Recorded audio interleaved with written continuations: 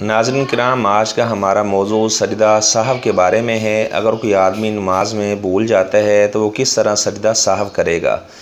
سہو کا معنی ہے بھول جانا۔ اگر آپ نماز میں بھول جاتے ہیں، نماز میں آپ سے کمی ہو جاتی ہے یا نماز میں اضافہ ہو جاتا ہے تو سجدہ سہو آپ نے سلام پھیرنے سے پہلے کرنا ہے۔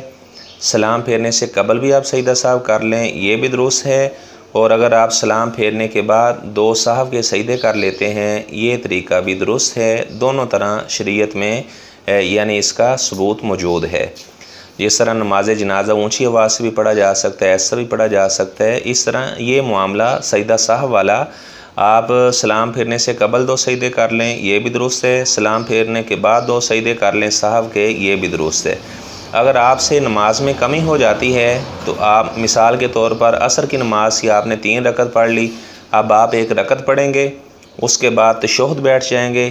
جس طرح مکمل تشہد میں دعائیں، اتحیات، درود ابراہیمی یہ پڑھیں گے۔ سلام پھیرنے سے قبل آپ نے 2 سجدے کرنے ہیں، یہ بات ذہن میں رکھیں۔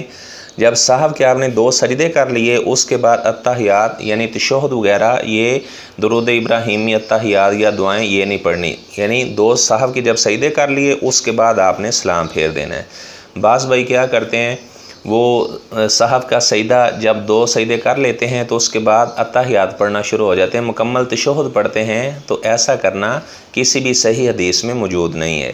یہ وہ طریقہ تھا اگر آپ سے نماز میں کمی ہوئی ہے، اگر آپ سے نماز میں اضافہ ہو جاتا ہے، عصر کی نماز 4 کی بجائے آپ نے 5 رکعت پڑھ لی، تو پھر آپ نے کیا کرنا ہے، پھر صرف 2 سہو کے سجدے کرنے ہیں، رکعت وغیرہ نہیں پڑھنی۔